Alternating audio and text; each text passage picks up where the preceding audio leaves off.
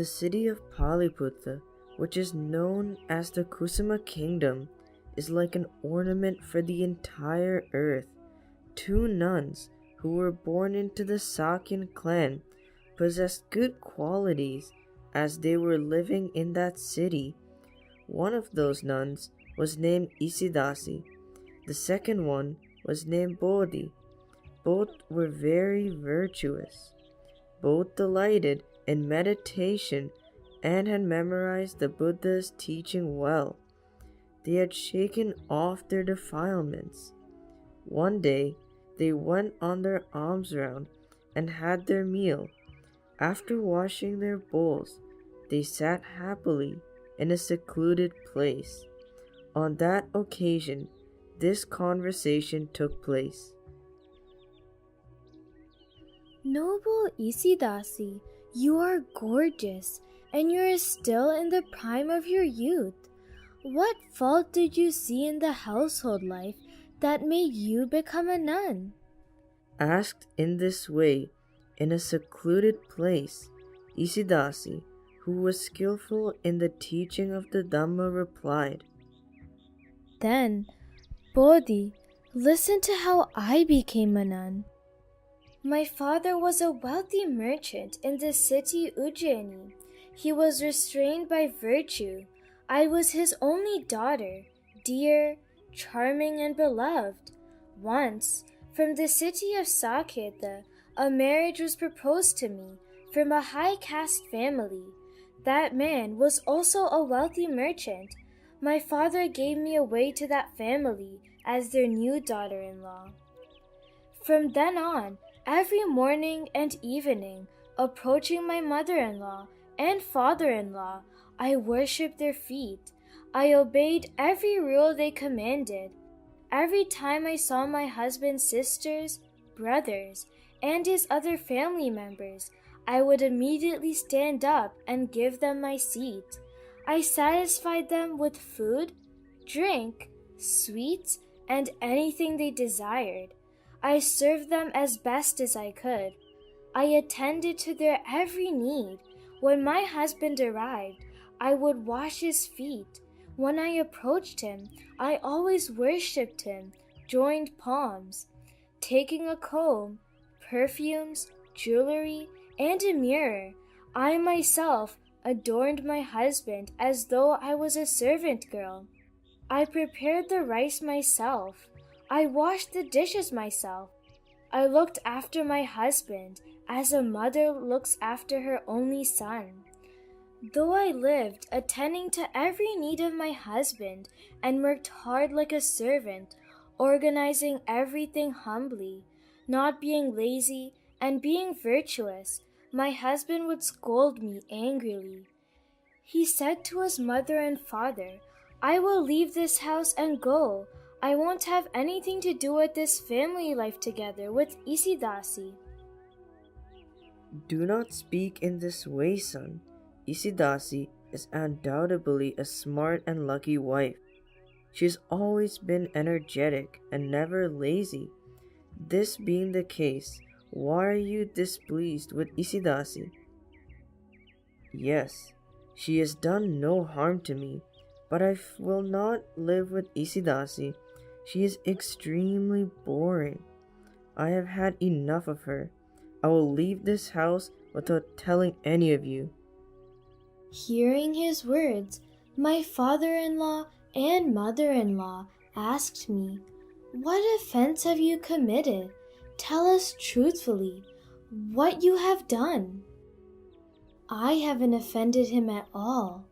I have not harmed him or said any harsh words to him. What can I do when my husband hates me? Overcome by grief and pain, his parents led me back to my father's house, saying, We have lost the goddess of fortune who kept our son safe. This time, my father gave me in marriage to a wealthy family who earned half of what my father did. Just like before, I only lived in their house for a month. Then he too rejected me. Although I served him like a slave girl, not harming him, and possessed of virtue. Finally, my father brought home a man who lived by begging food from others and told him, "Throw away your rags and plate. Be my son-in-law." He also lived with me for only a short time, and then said to my father, "Give me my rugs, pot, and cup. I'm going to live my begging again." Then my father, mother, and all of my relatives told him, "What have we done for you here in this house? Tell us what you want and we can arrange that for you in a minute." Spoken to in this way, he said, "I am very well, strong enough to live on my own. I have had enough with Isidasi. I don't want to live together with her under the same roof." I allowed him to go, and he departed. All alone, I thought to myself, without taking leave from anyone, I must go and commit suicide or become a nun. In my city, there lived a noble nun named Jinnadatta, who was an expert in the discipline, was well learned in the Dhamma, and possessed virtue. She came to my father's house on her alms round. Seeing her in our house, I rose up from my seat and offered it to her. She sat down, and I worshipped her feet, and I offered her food. I served her with food, drink, sweets, and whatever was prepared at my house. Then I said to her, "Noble nun, I too wish to become a nun." Then my father said to me, "My dear daughter, practice the Dhamma while living at home. Serve recluses with food and drinks." I fell down crying at my father's feet. Worshipping, I said to him, "No, I am experiencing the result of my own bad actions, done by me alone. Let me destroy this evil."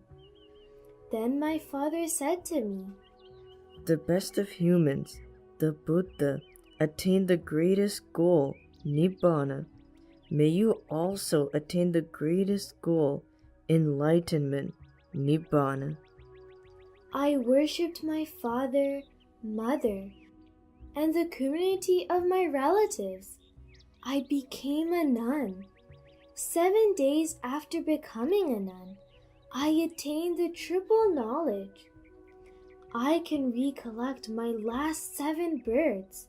The pain I have been experiencing was a result of an evil action done by me in those past lives. I will explain it to you. Please listen attentively. 7 lives ago, in the city of Arahant, I was a wealthy goldsmith, intoxicated by pride in my youth. I engaged in sexual misconduct with the wives of others. When I passed away from that life, I immediately fell into hell. I was boiled in hell for a long time. Once I escaped from the life in hell, I was reborn in the womb of a female monkey. 7 days after my birth, an elder monkey, the leader of the herd, castrated me. This was the result of that evil action of seducing the wives of others. I passed away from that life, and I was reborn in the womb of a one-eyed, lame female goat in the Sindh of a forest. There too I was castrated. I walked for 12 years, carrying kids on my back. My wounds was warm, infested, and the disease worsened. This was the result of that evil action of seducing the wives of others. I passed away from that life and was reborn in the womb of a cow belonging to a cattle dealer. I was a reddish calf. In the 12th month after my birth, I was castrated. I plowed the earth, dragging a heavy plow and pulling a heavy cart. I became blind and diseased. This was the result of that evil action of seducing the wives of others. I passed away from that life, and I was reborn as a homeless street child. I was neither a woman nor a man. This was a result of that evil action of seducing the wives of others. I died in my 13th year. I suffered a lot. I was reborn as a little girl in a poor carter's family that had little wealth and was greatly oppressed by creditors. Then, because of their large, unpaid debt, a caravan leader took me forcefully from my family and dragged me away, screaming. Then, in my 16th year, the marriageable age, the caravan leader's son, named Isidasi, took me as his wife. He had another wife who was virtuous and possessed of good qualities. She was very loyal towards her husband. I became jealous of her and made our husband angry towards her. It was my own sexual misconduct and jealousy that resulted in my husband's rejecting me, although I served them like a servant girl. But now I have destroyed entirely all the results of all those evil actions. These verses were said by Arahant nun, Isidasi.